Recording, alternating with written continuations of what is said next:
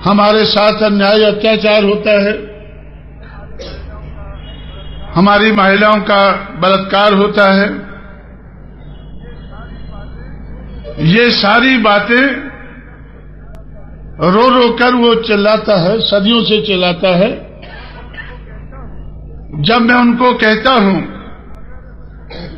कि अगर इन सारी मुश्किल मुसीबत का हल करना है तो हमें हुक्मरान बनना होगा, क्योंकि मैंने मुट्ठी भर पठानों को देखा है, मुट्ठी भर मुगलों को देखा है, बहुत कम संख्या वाले अंग्रेजों को देखा है, और अंग्रेज जाने के बाद 15% ऊंची जाति के लोगों को देखा है।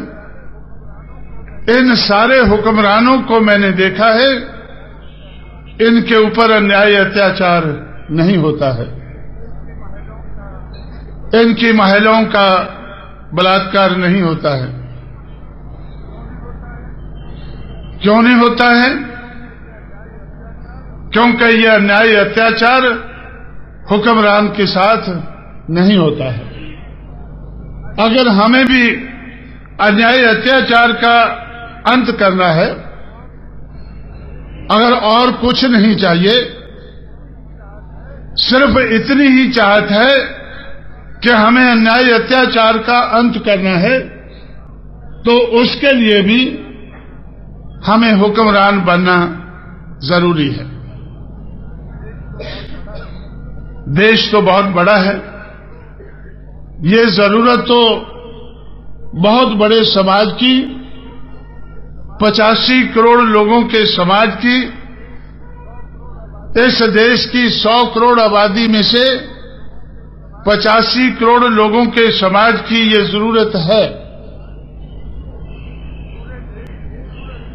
पूरे देश की जरूरत है, देश के प्रदेशों की जरूरत है। जब उत्तर प्रदेश में अन्याय अत्याचार बढ़ा, उसके खिलाफ उठकर जिनके साथ अन्याय होता था उनको हमने तैयार किया, उनकी कोई शक्ति बनाई, उनके कुछ एमएलए एमपी चुनकर लाए, उसके आधार पर हमें भी सरकार में हिस्सा डालने का मौका मिला। पूरी सरकार तो नहीं बनी, सिर्फ हिस्सा डालने का मौका मिला। जो हमारे सहयोग से दूसरों की सरकारें चलती थी, दूसरों के सहयोग से हमें भी सरकार बनाने का, चलाने का मौका मिला। और जिस अन्याय अत्याचार के खिलाफ मेरी गैरहाजिरी में मायावती संघर्ष कर रही थी, उत्तर प्रदेश में एक जगह है अलीगढ़। आप लोगों ने, खासकर अंबेडकर के मानने वाले लोग, अलीगढ़ आगरा के बारे में यहां भी जानते होंगे कि अम्बेडकराइट मूवमेंट श्री बीपी मौर्य, संगप्रिया गौतम के माध्यम से उस क्षेत्र में चली थी। कुछ एमएलए एमपी उधर से उस वक्त बने थे।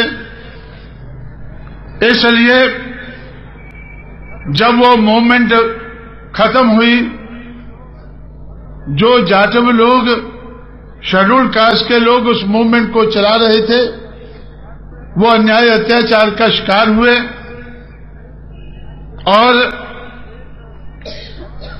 एक भट्टे के ऊपर जाटव मजदूर औरतें काम करती थी। 16 औरतों का एक रात को बलात्कार हुआ।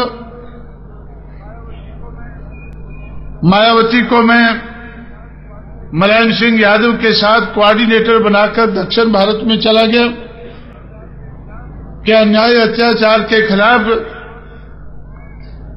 आप जिस सरकार में हमारी साझ है उसमें आवाज उठाएं। जब मुलायम सिंह ने उस आवाज को नहीं समझा तो मुलायम सिंह को हटाकर मायावती को मुख्यमंत्री बनाया गया। जब मायावती मुख्यमंत्री बनी तो मैंने मायावती से कहा कि सबसे पहले जुल्म ज्यादती का, अन्याय अत्याचार का अंत करना चाहिए। पहले 2 महीने में मायावती ने 1,45,000 गुंडों को गुंडा एक्ट लगाकर, गैंगस्टर एक्ट लगाकर जेल में बंद किया।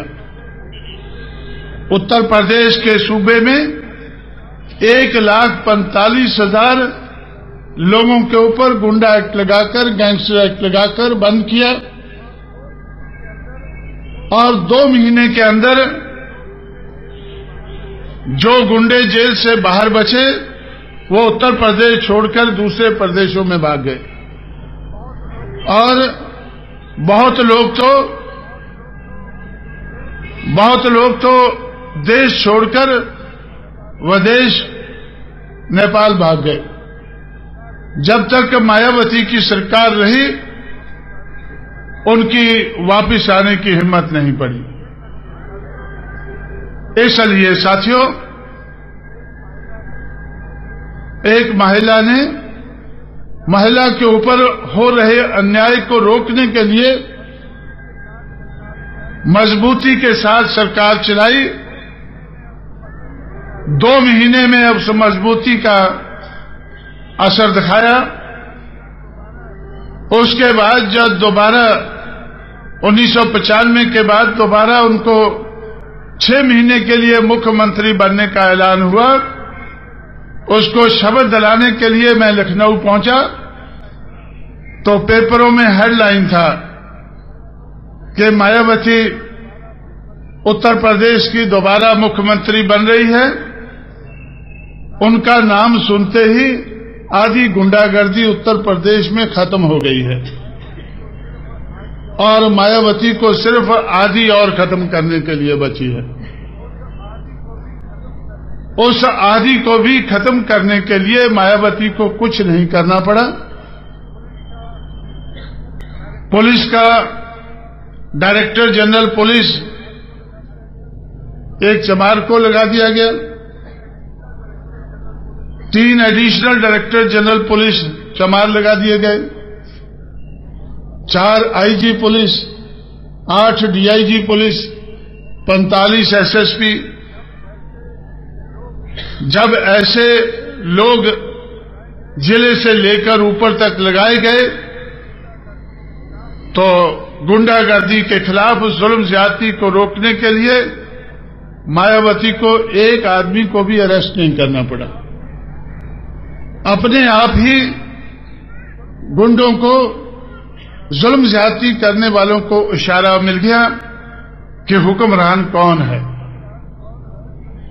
हुक्मरान कौन है, हुकूमत करने वाला कौन है, हुकूमत करने वालों के साथ अगर कोई जुल्म ज्यादती करना चाहता है उसका हश्र क्या होता है। इसलिए साथियों, हुक्मरान बहुजन समाज को अगर आबादी के हिसाब से नहीं, अगर डेमोक्रेसी के आधार पर नहीं, अगर डेमोक्रेसी का हमें ख्याल नहीं है तो भी अपने ऊपर हो रहे जुल्म ज्यादती का अंत करने के लिए, अपने अधिकार हासिल करने के लिए, अपने आप को आगे बढ़ाने के लिए जिंदगी में दूसरों की तरह से बहुजन समाज को, इस देश का हुक्मरान समाज बनना बड़ा जरूरी है।